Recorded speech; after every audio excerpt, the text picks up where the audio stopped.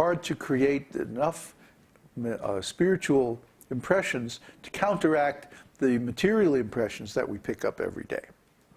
So if we want to advance in spiritual life, we have to devote at least 2, 3, 4 hours a day to spiritual practice. This is very important. Very important to have a regulated program in your schedule every day. If you look at the lives of great personalities who accomplished tremendous things in their lives, one of the things you'll find, almost all of them followed a regular daily program. They had a regular schedule. They did things at the same time every day. So even if they did a little bit every day, they would work steadily for years after years after years. And by this constant habitual cultivation, they would eventually accomplish some really great things. So this perseverance, this regulation, this routine, habitual practice, this is very important for our spiritual life, and everyone should cultivate this practice. So, any questions so far? Yeah? Yes. Okay.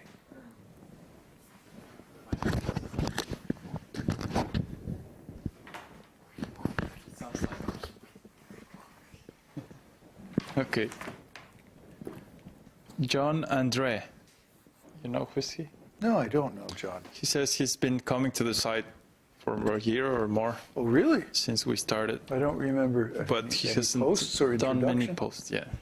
So he's saying, Dear Babaji, we're getting a farm community together in Bavaria, Germany, with food supply and so on. These devotees which I am with are from ISKCON. These are very young devotees, 20 to 35. Do you think this is a problem? If it is, may I join as soon as you are in South India? I will get all the Lakshmi together for life membership. Well, I wish I could say good things about my godbrothers in ISKCON.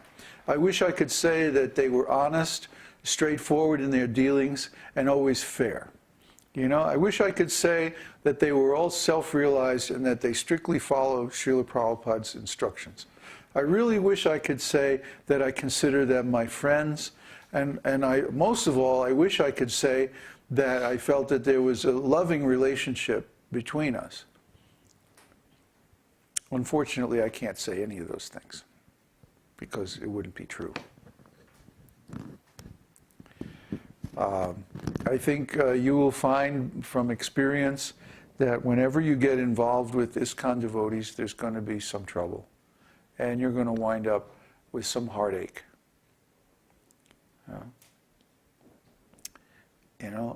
I wish I didn't have to say that. I would be there myself if these people were reasonable and straightforward in their dealings. But they're not. Just look at the way they treated Srila Prabhupada. Srila Prabhupada in 1967, he made a constitution, like a charter for the GBC called the Direction of Management. And 2 years later at New Vrindavan, he said, we must adopt this direction of management in all our centers. And then a few years later, in 1972, he sent a letter to all the ISKCON centers, at the top of which it said, topmost urgency. You must adopt the principles of the direction of management document in the corporate bylaws of your center immediately. Not one temple followed that instruction. Not one. In fact, these letters and these instructions of Srila Prabhupada were kept hidden from the devotees and did not even surface publicly until very recently, like 2001. Now, I'm as amazed as anybody else by this. I knew my godbrothers could be, less than straightforward, but that is really extreme. What is the use of accepting a guru if you don't follow his instructions? Mother Swati made a very nice post about this recently. That the essence of being a disciple, the essence of being connected with the parampara, the disciplic succession, is to follow the instructions of the spiritual master. And you can't say, well, I'll follow these instructions that I like, and this other instruction that I don't like, I won't follow. No, then that's blowing it. You're not a disciple anymore. You have lost your connection with the parampara. So, I mean, that's okay if you want to be honest and say, well, I don't really like being in the parampara. I think I'm going to go off and start my own movement. It's sort of based on Srila Prabhupada's instructions, but I can't really follow all of those instructions, so we're going to start this other organization over here, you know, with our own money and our own resources and our own men and like that. That would be honest. But instead what they did was they kept the same name, they kept the same corporate structure, they kept the men, they kept the money, they kept everything. But they did things their own way. They didn't follow Srila Prabhupada's instruction. What about Srila Prabhupada's instruction to create self-sufficient farm communities all over the world? Where are they? There is not one. Not one. The only self-sufficient farm community that we know of that is operated by devotees, disciples of Srila Prabhupada, is in Ruzizi Valley, Congo, and it has nothing to do with ISKCON. ISKCON has got so many farms, at least a dozen farms in different places around the world, and none of them are self-sufficient. Why?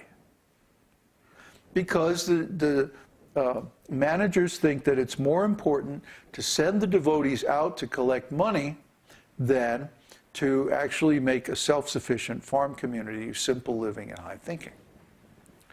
Well, then where's all the Varnashram universities that Srila Prabhupada wanted? In every one of his centers. There's one. There's one in Belgium, I think. They have some kind of educational program. And there's another sort of partial one up in Missouri someplace, Springfield, Missouri. And then there's temporary ones that meet at certain times of the year in India.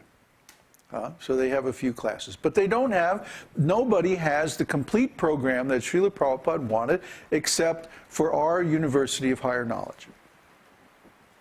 What happened to the Varnashram University? And what about Varnashram?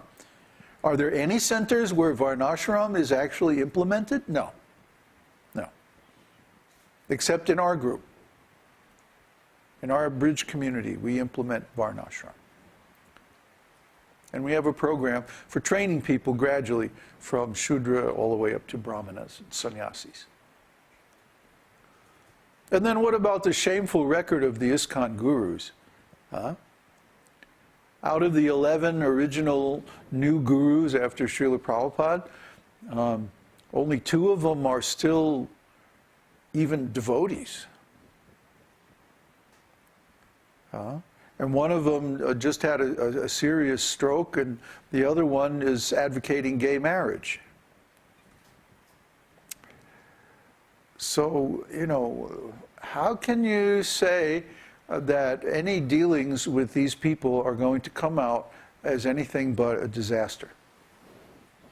You know, my experience with them is that every time I've had any association with my god brothers, it's taken me, you know, a couple of years afterwards to heal emotionally, because it's just so distressing. It's so distressing to see people call themselves disciples of Srila Prabhupada, but they don't follow his instructions. They don't follow his mood either. His mood was cooperate together to spread Krishna consciousness. But instead, they have a grab all you can and compete for the highest position and just railroad anybody that disagrees with you out of the society and, you know, treat your god brothers like dirt. And, you know, I'm not the only one who's saying these things. You can ask any of my god brothers. 98% of my god brothers are now outside of ISKCON. Don't you think there might be a reason for this?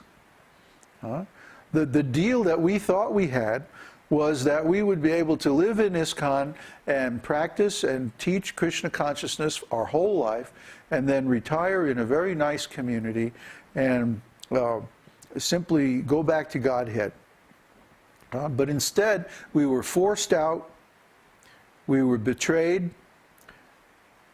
the relationship of trust that we had with ISKCON management was completely destroyed. And now we all have to just make our own ways.